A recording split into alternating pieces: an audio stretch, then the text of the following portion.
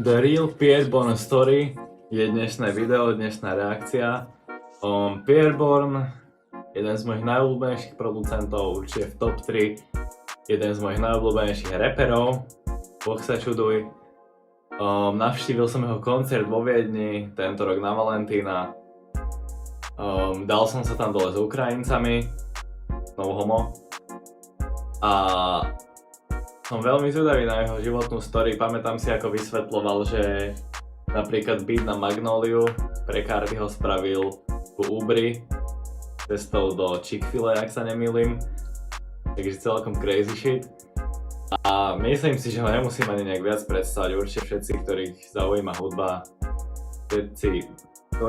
vás zaujíma hudba a ho poznáte. Myslím si, že jeho beaty sú celkom odlíšiteľné od ostatných producentov a vôbec nie sú generické. Taktiež Jopie! Ten Publish X vydal toto video, neviem absolútne o koho sa jedná, ale vidím, že tu má aj Real Metro Boomin Story, Murder Beat Story, takže Real Trippy Red Story. Ak sa mi to video bude páčiť, tak určite môžeme reagovať aj na niekoho iného. No a určite mi napíšte do komentárov, či bude o iné video tohto typu záujem. A už sa konečne bez obkecávania poďme na to. Nepridám si zvuk.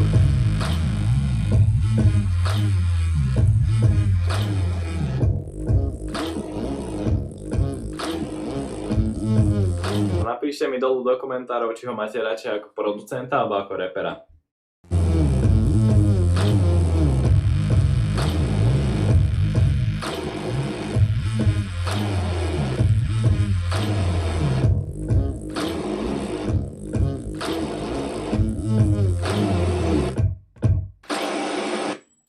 Tá cesta na vrchol nikdy nie je easy, nikdy to nie je easy.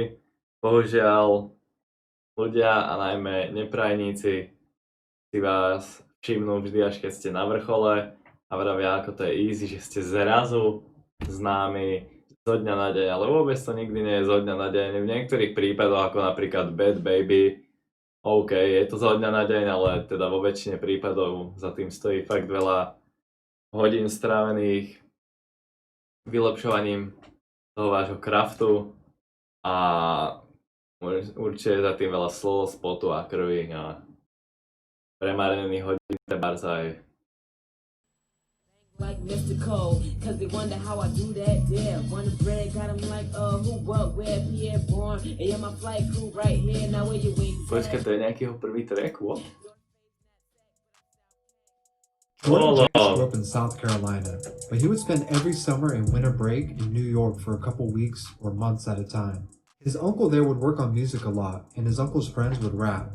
This would inspire Jordan to rap too, but just for fun. I like to rap, so that's really why I got into music. His uncle showed him how to download beats by typing in instrumentals on the internet, and he would record his first songs. Uncle Dwight's computer also had Fruity Loops installed, and he always thought his uncle was playing some type of video game. Sparking his interest, he would start messing around with the program as well, making his very first beats. After about 2 summers, his uncle gave him that same computer and said, "Here, you're better than me, have this shit." He deadass gave me his computer. Jordan started making music in high school, mostly rapping. Takže ďakujeme Pieromu Strýkovi, bez neho by tu Pier možno nikdy nebol. Aspoň teda, čo sa týka hudobnej scény, možno by nezomrel, ale chápeme sa. Making beats on the side. After high school, he convinced his parents to let him go to school in Atlanta for graphic design. He did it for about a year, but got in trouble and would later get suspended. So he decided to drop out altogether. I remember when I quit, when I stopped going to school and how everybody stopped talking to me. He returned home at 18 and was working at a Walmart and a Target in South Carolina. He didn't enjoy it. That shit was terrible. But he had time to think about what he really wanted to do with his life. Páči sa mi, jak ten moderátor povedal, že that shit was terrible. Vieme, aké to je pracovať v supermarketoch. Aspoň teda myslím si, že väčšina z nás mala niekedy nejakú takú brigádu, takže vedia, o čom hovorím. Áno, rozprávam sa s tebou. He knew he wanted to do music. Once again, talking to his uncle, he would tell him he might as well go to school for music since he's already recording himself. And he could just be in the studio all day. He thought about it, but his only issue was, who was he going to work with in New York that was lit? He decided he was going to go to Atlanta instead, because someone was blowing up there every 6 months. He did a 9-month engineering program, but at the end, he wouldn't even pass until his second try. Ooh. During his 9-month schooling, his school hosted a beat battle. He ended up in the final rounds, but lost. But because he came in second, he was put into another... Pierre prehral beat battle. Hej. By ma veľmi zaujímalo, kde je teraz ten človek a tá osoba, ktorá bola na prvom mieste. beat battle. This second beat battle would have a guest speaker, DJ Bourne. Pierre would play his beats, and the first beat he played was a Street Fighter type beat. DJ Bourne one went crazy, and Pierre knew he would like that beat. He said that shit's hard as fuck, and then he invited Pierre to the studio. The studio DJ Bourne one brought him to was Mad Studios in Atlanta. When they found out he went to school for engineering, they offered him a job as well. Young Nudie would be one of the first sessions he would have, before Nudie blew up. Pierre didn't know it was 21 Savage's cousin at the time. He didn't even play him beats at first. He just thought he sounded like Gucci Mane and he really liked his style. He didn't even know I made beats the first day. I wasn't on it. I was just trying to engineer that day. After spending some time in Atlanta, it started to change his mindset about things. He would see rappers blow up every couple months right before his eyes. People like 21 Savage and Lil Yachty, who recorded in the same studio he worked. They would go from nobodies to superstars overnight. This honestly inspired him to quit his job and just go harder, living in the studio. He said everyone down the street is blowing up. After seeing this over and over, he had seen enough. He knew he had to blow up. He might not have been there, but he was close enough around it to feel the energy. He knew he had to do something different. While he was recording Young Nudie in the studio, he knew he had to do something different.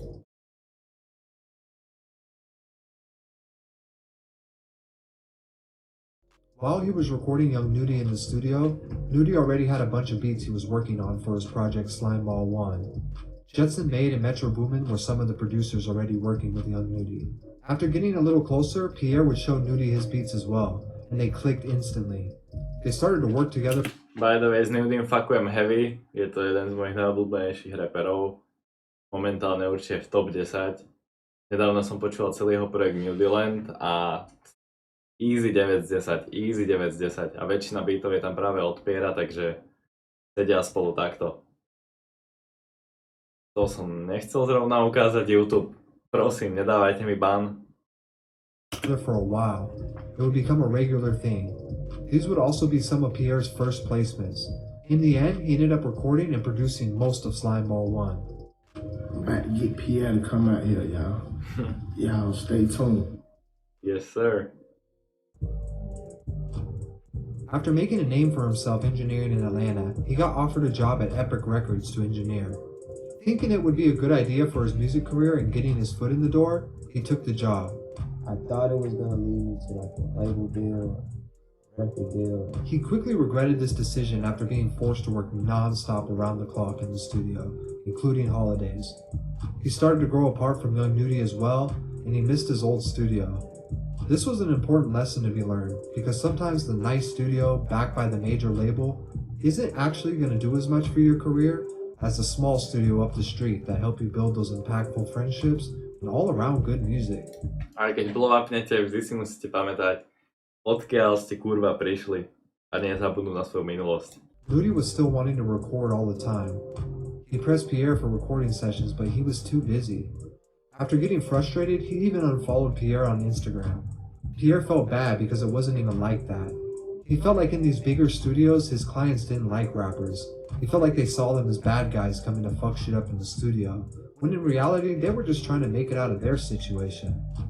Eventually though, Pierre started to sneak Nudie in the studio late nights around 2 a.m. when no one was around. It actually took him a while to get out of Epic Records. He was there for just over a year, feeling stuck. Eventually he had had enough and he decided to quit on the spot. Nobody saw it coming. Bro, I really just dipped and never talked to them ever again. Okay, Pierre. On that same day he quit though, he would get a call from Nudie's manager, $1, who told him Metro Boomin wanted him to come to the studio to cook up. It was crazy because he had just quit his job. His work on Slimeball had caught Metro's attention, and he was literally leaving Epic Records while he got the call. He immediately drove over to the studio. He He went over for a session and made beats with Southside, Metro, and Spiffy. It was a reminder to him of what he wanted, sessions he ever had. To him, this had to be a sign. Knowing he still had to make some money though, he would pick up recording sessions at different studios whenever he could. One of those being 12 Music Group Studio. He was engineering for a session with a rapper named K Supreme. The session started off as one of the worst, but would turn into probably the most impactful relationship of his career. Here's why. Pierre always introduced himself as P, so no one really knew he was the producer or engineer for Nudie. They didn't really care though. That day they were busy fucking around in the studio, and they didn't realize who he was. Pierre got upset and told him, "Y'all ain't trying to work, so I'm gonna just go play some beats for Nudie instead." They immediately changed the vibes and switched up. K Supreme was like, "Oh shit, you're Pierre. I love your beats." Deciding not to leave, they immediately started the vibe. Pierre had some fresh beats to play that day. He played some, but he also left some with K Supreme, which isn't something he normally does. He likes to work face to face with people. He always said he never really sent beats out like that, but this time he did. Jasné, hlavne v takomto stádiu kariéry už si to nemôže ani dovoliť, lebo tam sa strašne hackujú tie cloudy a toto isté sa stáva Cartimu, že jednoducho všetko líkuje a delayne to extrémne vydania albumov a singlov, čiže určite je o mnoho lepšie si tie beaty len nechávať na svojom notebooku alebo samotné celé tracky nahrané a potom to rovno poslať na nejaký master.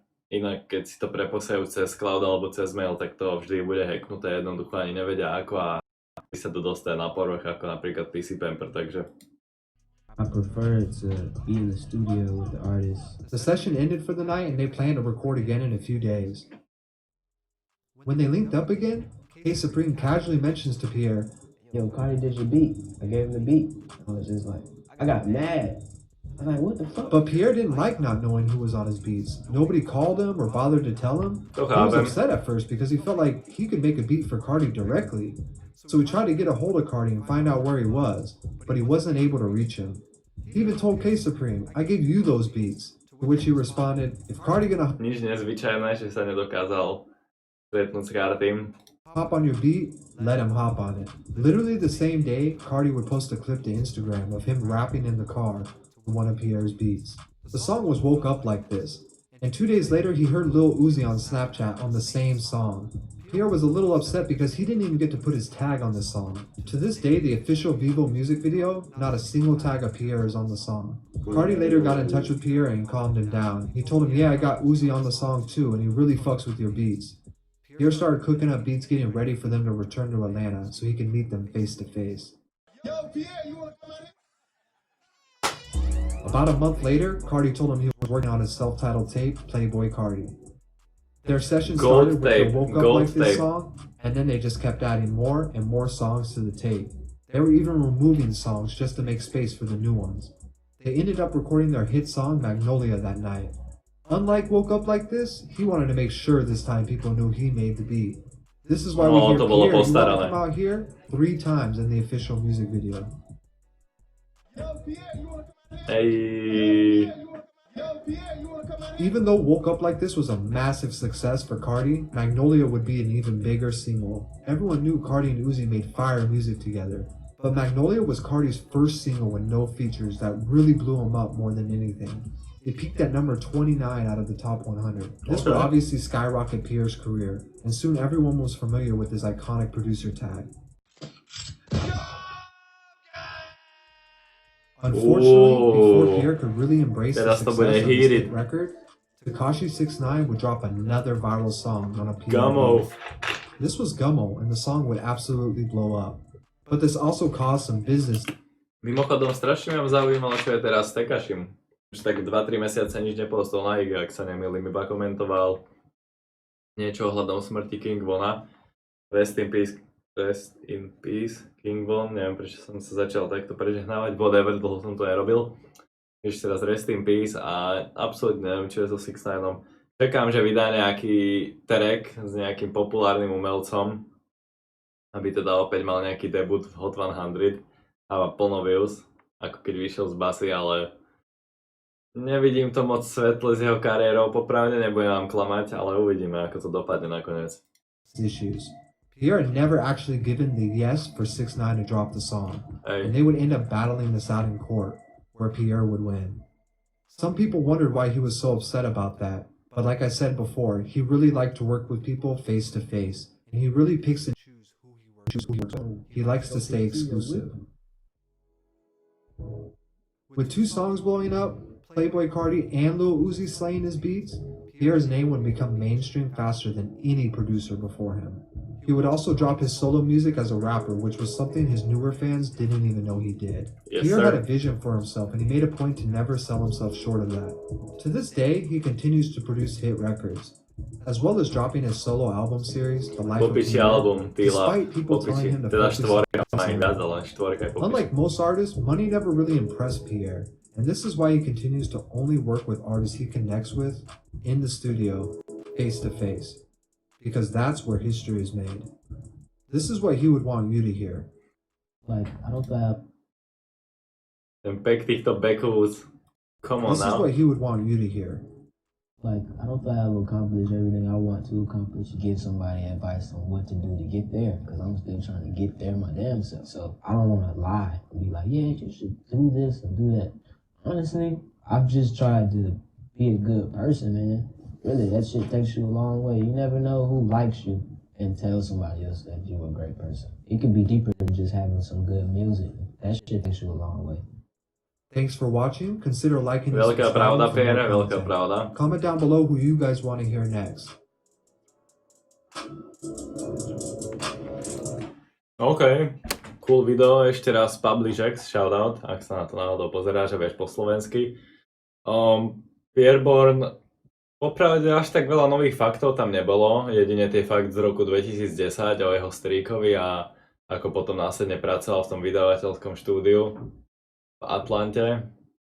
Ale väčšinu tých vecí som vedel, popravde niektoré veci tam ten moderátor, youtuber, nazvime ho tak, ani nezmienil, takže za mňa skvelé video, určite tomu nemám čo vytknúť opäť, keďže dal si s tým určite prácu a taktiež ten edit bol po piči, neboli tam len nejaké lúpnuté klipy, actually tam k tomu ukazoval nejaké RR videá, rôzne záznamy zo streamov, z rozhovorov, takže skvelé video a vidíme sa na budúce snáď pri takejto istej reakcii.